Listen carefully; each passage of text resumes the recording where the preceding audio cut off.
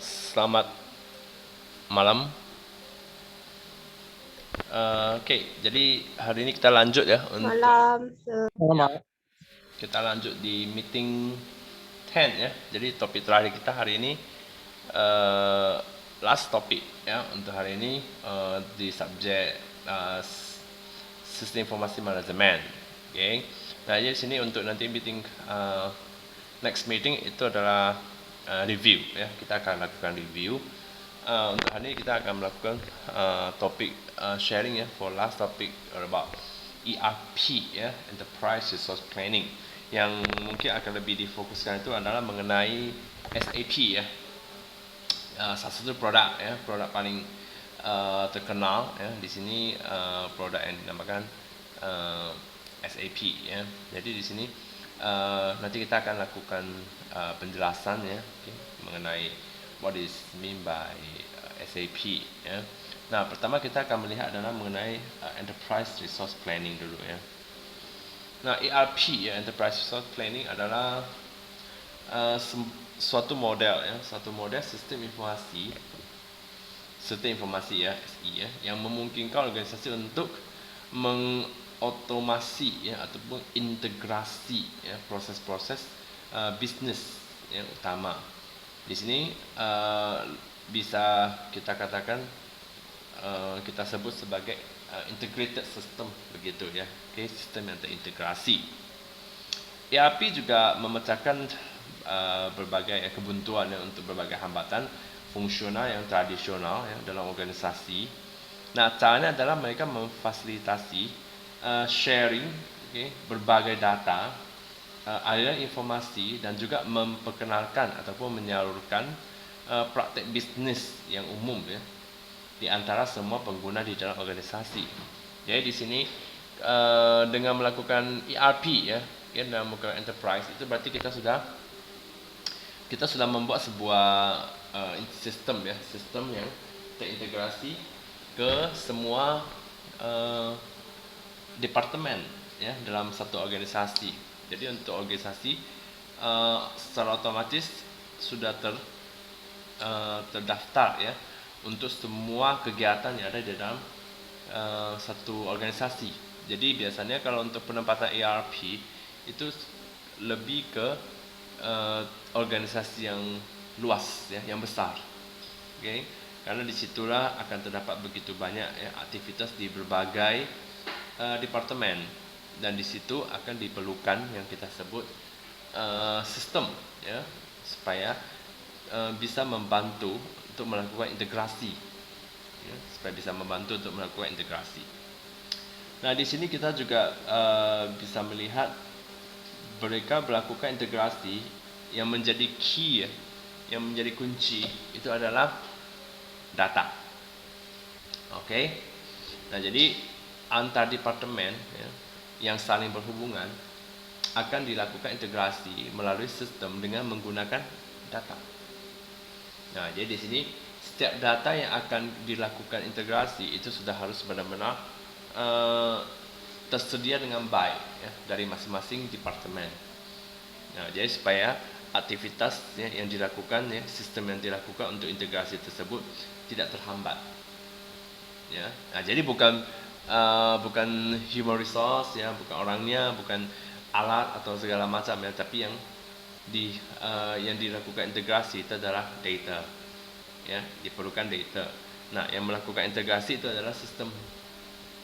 Jadi tidak heran ya untuk organisasi yang besar itu rata-rata mereka sudah banyak yang melakukan integrasi dengan menggunakan sistem yang kita sebut ERP ya, Enterprise Resource Planning. Nah, disitulah nanti semua aktivitas ya akan terkendali dan terkontrol dalam satu sistem. Karena memang sistem tersebut diciptakan untuk dapat membantu mengintegrasikan seluruh aktivitas di dalam satu organisasi ya. Jadi ada beberapa departemen dan beberapa departemen yang saling berhubungan ya, data apa yang diperlukan, hasilnya bagaimana, itu semua akan tercakup di dalam satu ERP. Nah, implementasi sistem ERP bisa menjadi upaya yang masif ya, yang dapat memakan waktu ya hingga beberapa tahun. Nah, kenapa memerlukan waktu cukup lama? Itu karena untuk melakukan satu hubungan ya departemen dengan yang lainnya itu juga membutuhkan waktu yang lama ya, supaya segala sesuatu yang sudah dihubungkan itu tidak ada salah ya, tidak ada kesalahan. Okay. Nah, jadi di sini perlu diperhatikan bagaimana supaya semua data-data yang terhubung ya, terintegrasi itu adalah data yang sudah benar, data yang sudah betul. Okay.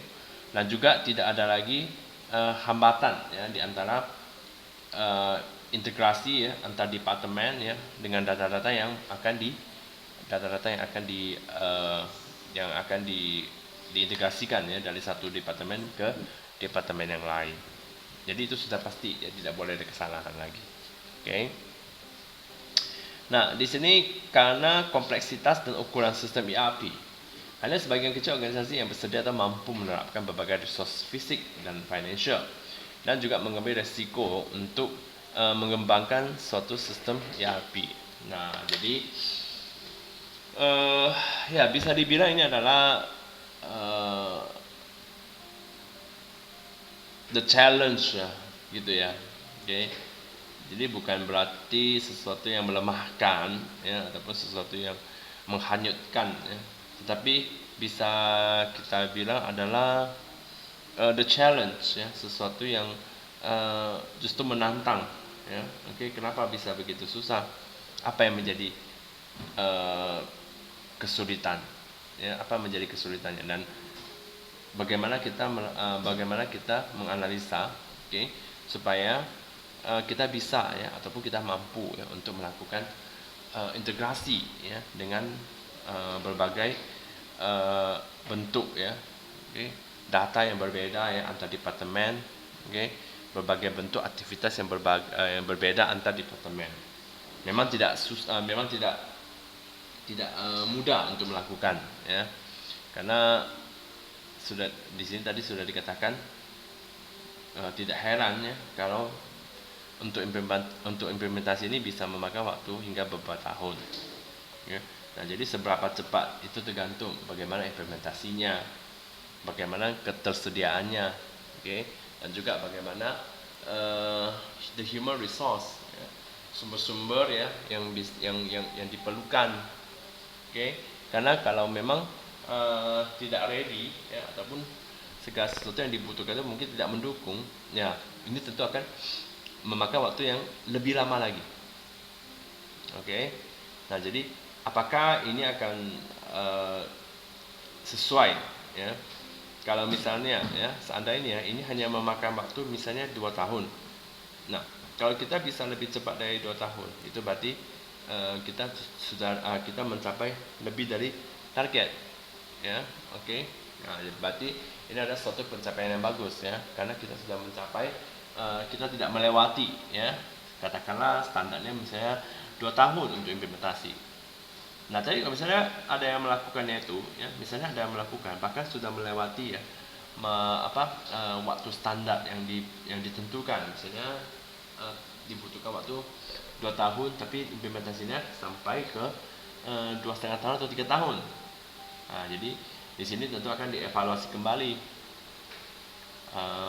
permasalahannya di mana. Oke, standar 2 tahun, kenapa dia bisa sampai 3 tahun? Ya kan? Nah, jadi di sini pasti ada something wrong.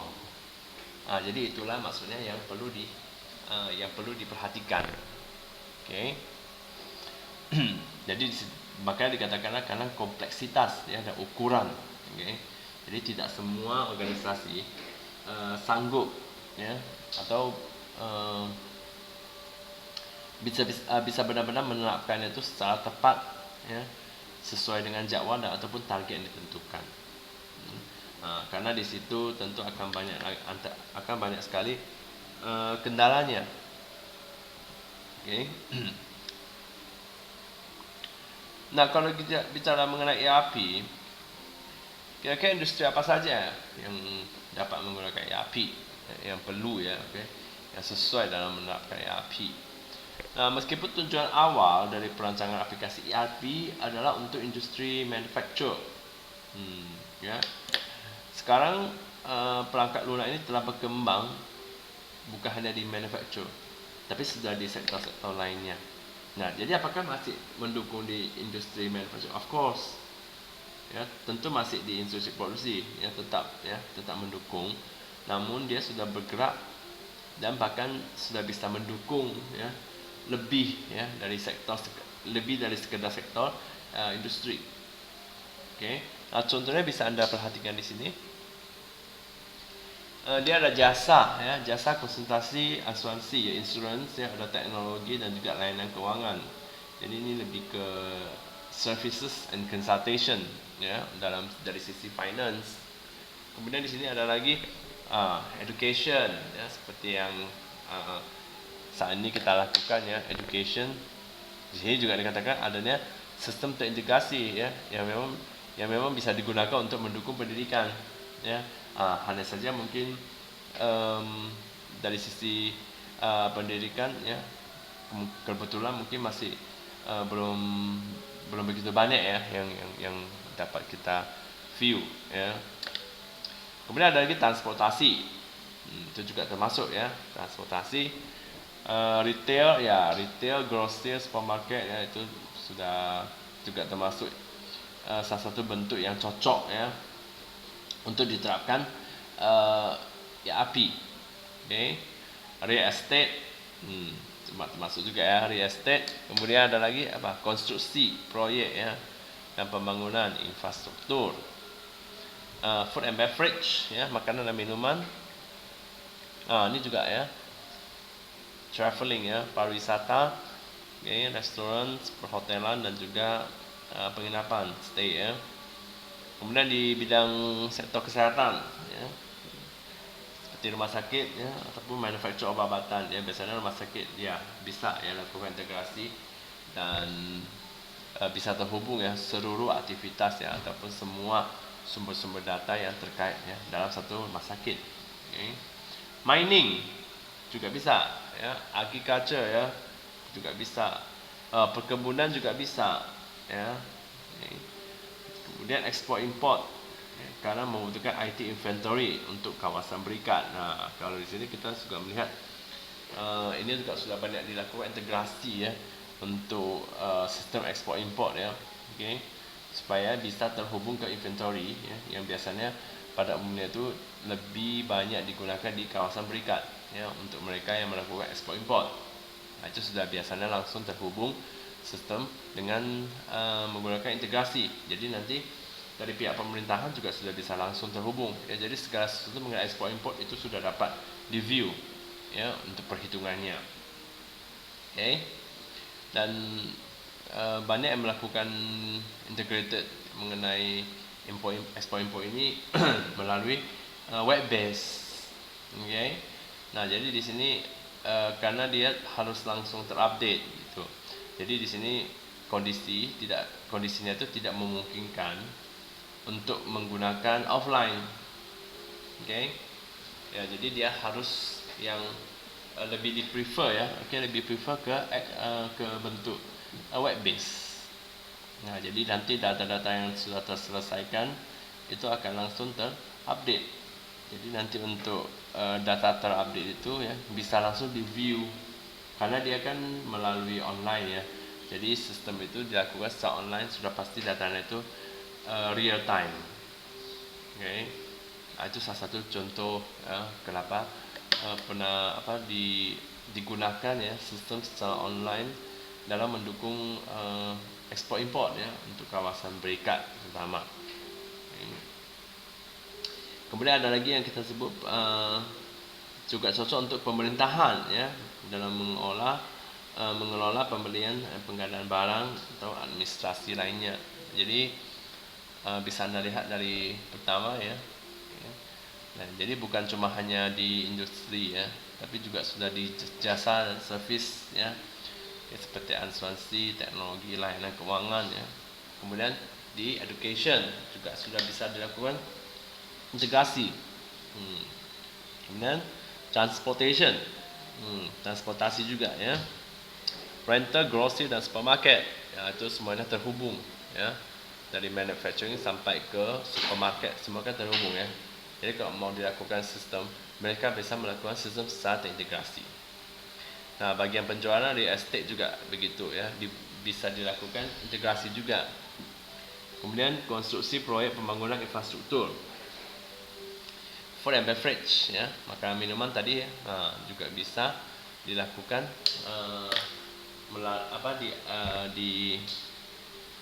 menggunakan sistem terintegrasi ya. Bagaimana itu bisa dicari ya, masing-masing seperti real estate, bagaimana kira-kira mereka melakukan integrasi ya. Food and beverage juga bagaimana mereka melakukan integrasi. Kemudian pariwisata ya, dalam promosinya ya, misalnya untuk pendaftaran resto, perhotelan ataupun penginapan. Nah, di sini berarti kan semuanya itu bisa dilakukan dengan data terhubung ya. Kemudian kesehatan ya, itu juga ya, bisa terintegrated ya, antara rata-rata adalah setiap departemen yang ada di dalam satu hospital kan gitu ya. Kemudian mining ya juga, pertambangan juga ya, perkebunan, kemudian ekspor import tadi ya, kawasan berikat itu sudah biasanya langsung diupdate ya ke bagian tax ya untuk government. Kemudian pemerintah juga dapat mengelola ya pembelian pengadaan barang ataupun administrasi lainnya. Jadi semakin terintegrasi masing-masing departemen dengan sistem, maka semakin bagus ya, ataupun bisa kita katakanlah semakin kuat ya departemen satu dengan lainnya ya. Dan juga yang pasti itu bisa sangat membantu ya dalam mengurangi yang kita sebut human error gitu ya. Jadi semuanya itu nanti akan tercatat, terrecord secara digital ya, dan data-data yang diolah dan di sharing ya, supaya bisa menghasilkan laporan atau segala macam, itu juga nanti semuanya itu akan dilakukan sesuai dengan prosedur. Jadi di sini berarti mereka sudah harus melakukan semua sesuai dengan apa yang ada di dalam enterprise tersebut. Oke. Nah, jadi perlu perhatikan, kalau yang kecil-kecil ya, usaha kecil mungkin nggak perlu ya, karena di sini kan berarti kalau mau kita lakukan instalasi itu.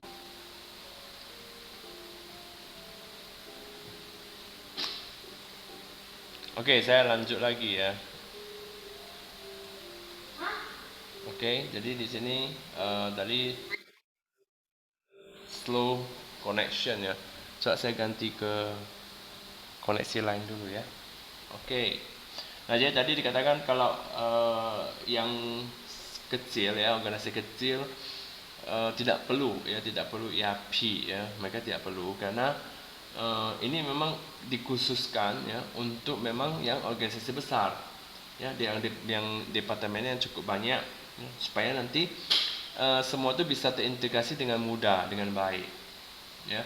Tapi kalau yang kecil usahanya ya, organisasinya masih kecil ya, itu tidak perlu ya, karena di sini kan tentu akan mengingat cost ya dan juga waktu ya. Jadi untuk penerapan ERP ini bukan sembarang diterapkan ya, memang harus sesuai dengan porsinya.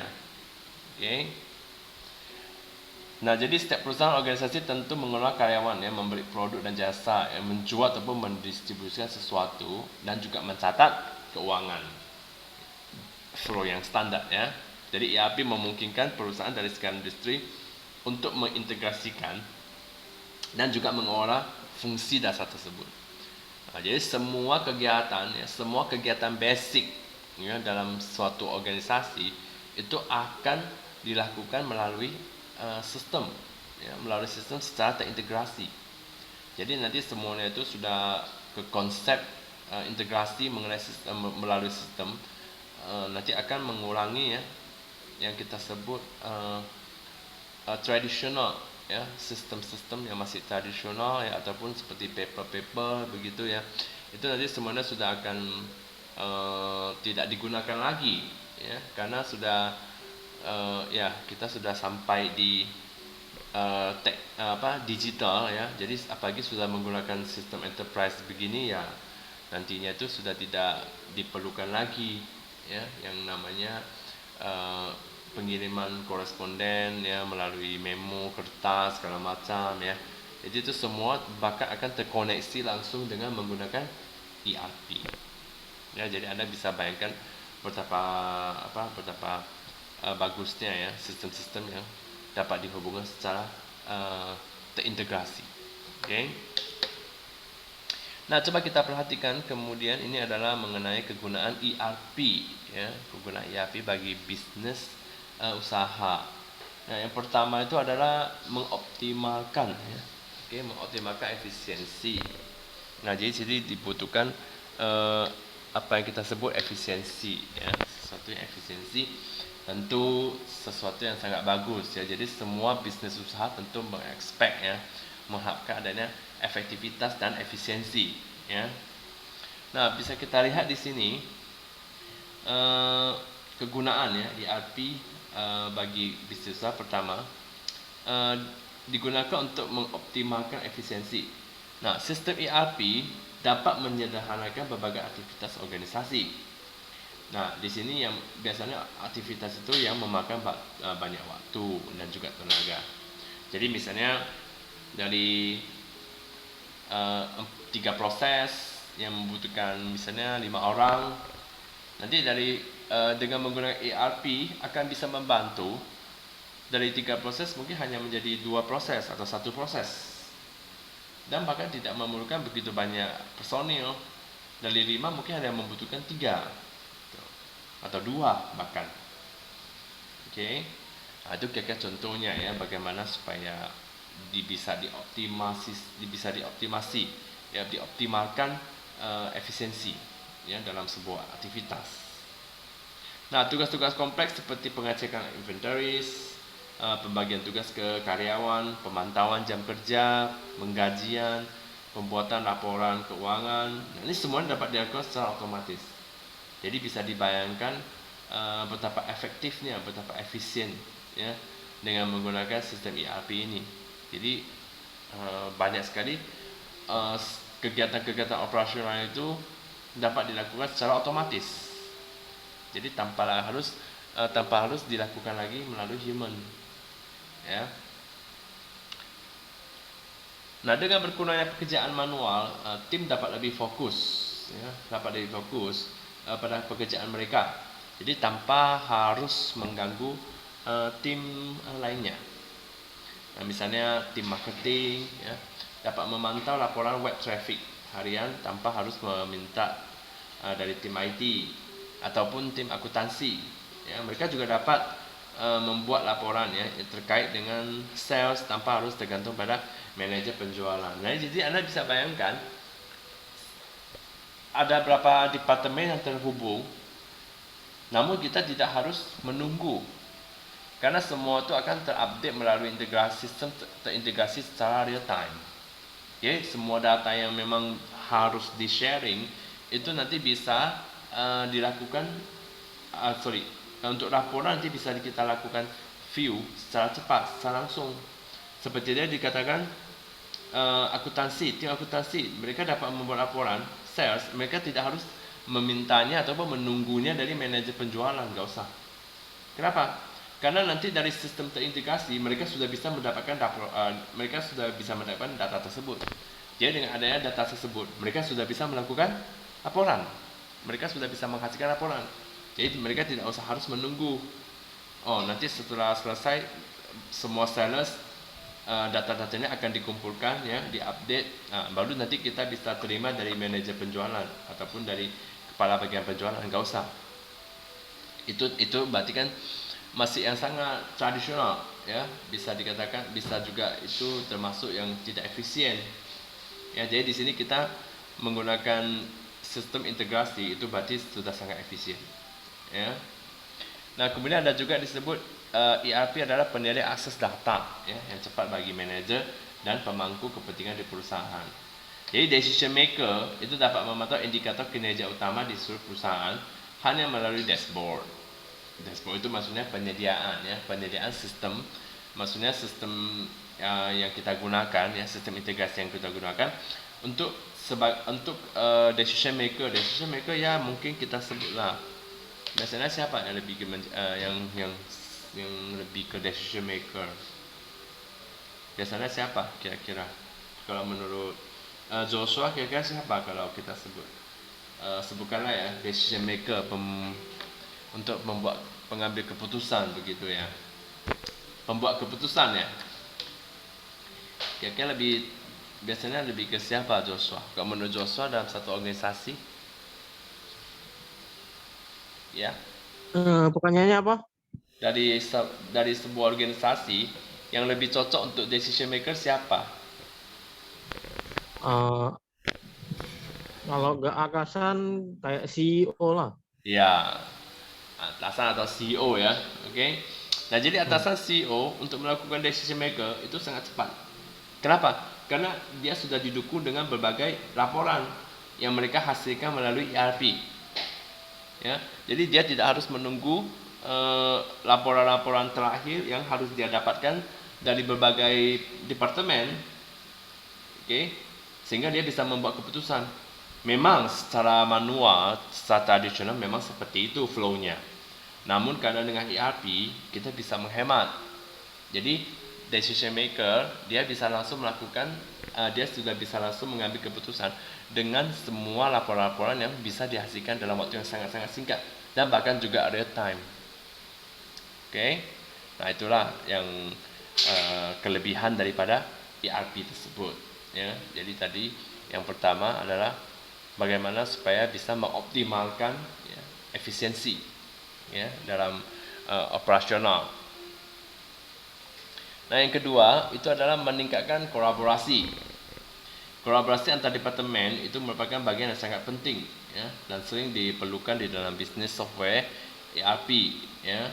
Nah, di dalam bisnis software ERP itu adalah untuk dinding pembatas antara departemen. Nah, jadi dengan data-data yang dimasukkan ke dalam ERP, sistem akan terpusat dan konsisten. Jadi satu departemen dapat mengakses data-data dari departemen lain yang memang berhubungan. Oke, ya misalnya kalau kita katakanlah departemen human resource ataupun untuk melakukan pengkajian, tentu mereka membutuhkan data-data ya, oke, data-data apa? Data-data dari personil, ya, personil yang kerja, oke, yang bekerja, ya, misalnya ada apakah mereka terlambat, apakah mereka permisi, oke, atau apakah mereka uh, mangkir ya. Nah, segala macam itu tentu diperlukan data-data dari misalnya bagian personalia ya. Nah, disitulah akan dilakukan koneksi ya, data terintegrasi. Bagaimana supaya nanti mereka bisa melakukan penggajian. Kalau tidak, siapa yang lembur, siapa yang permisi, segala macam itu kan tidak ada datanya ya. Nah, bagaimana supaya ada datanya kan kita harus minta ya. Nah, jadi di sini kalau sudah menggunakan ERP itu sudah ada kolaborasi. Jadi antar departemen yang saling berhubungan yang membutuhkan data satu sama lain itu sudah akan terkoneksi. Jadi mereka tidak perlu menunggu-nunggu lagi. Otomatis data-data tersebut akan terkirim akan terkirim secara terpusat. Nah, jadi bisa Anda bayangkan ini kan sudah sangat efisien ya. Oke, nah makanya di sini dibutuhkanlah kolaborasi, ya. Jadi kolaborasi antara departemen yang saling berhubungan itu nanti akan terkoneksi, ya. Dan data-data yang diperlukan juga akan terkoneksi. Jadi nanti mereka tidak saling menunggu lagi. Itu salah satu kunci yang paling penting. Oke. Nah kemudian yang ketiga adalah membantu menghemat biaya operasional. Nah, aplikasi ERP juga membantu perusahaan menghemat biaya operasional. Karena sebagian besar aktivitas operasional itu diotomatiskan. Ya. Jadi maka berbagai gangguan, kendala itu semua bisa diantisipasi dengan baik.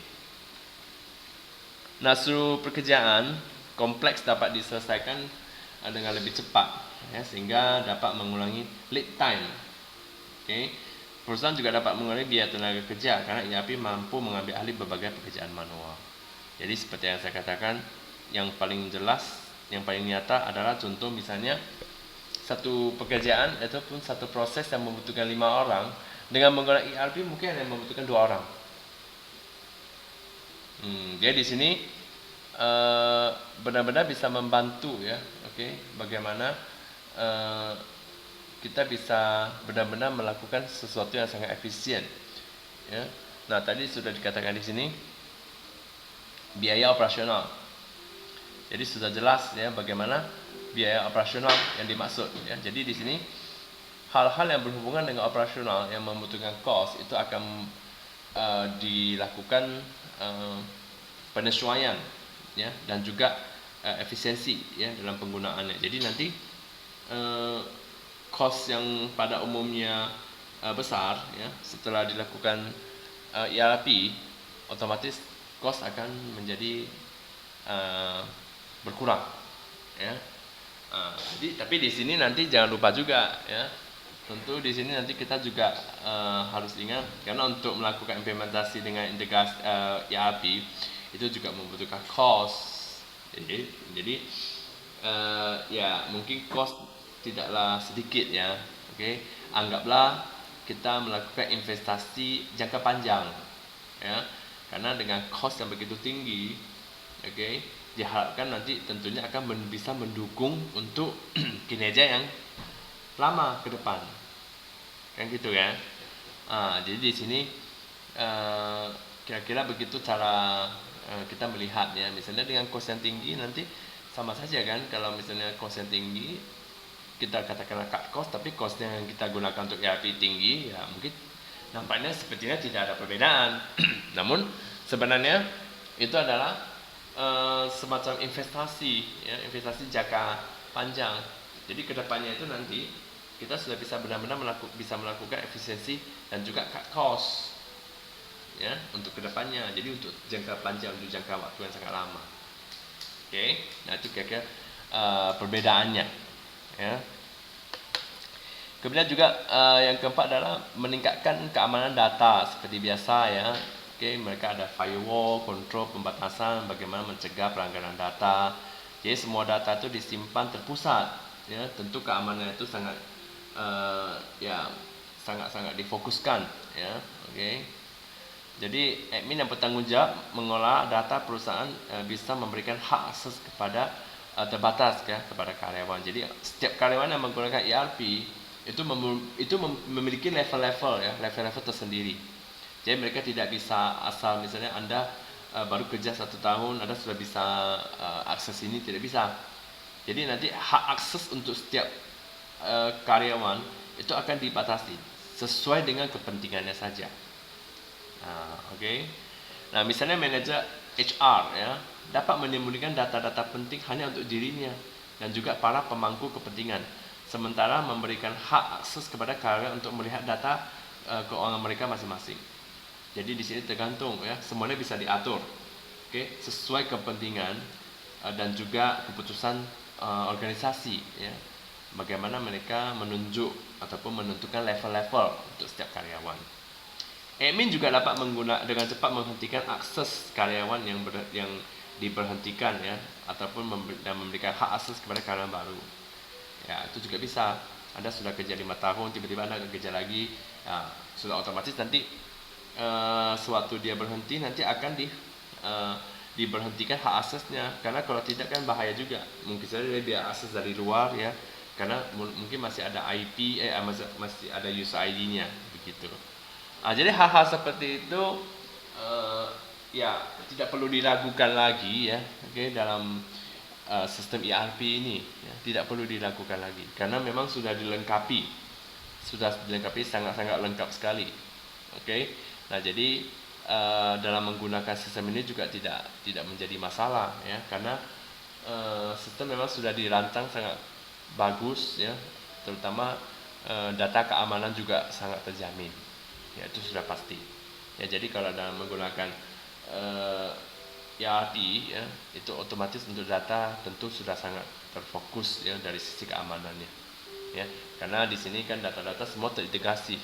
Jadi semua data terpusat ya, data apa saja untuk organisasi semua terpusat ya di server. Jadi di situ mereka harus benar-benar melakukan pengalaman data yang sangat ketat. Oke. Nah, itulah ya kira-kira fungsi keempat ya mengenai ERP ya untuk keamanan data ya. Di sini sudah pasti tidak perlu diragukan lagi. Oke, baik. Jadi stop record first ya.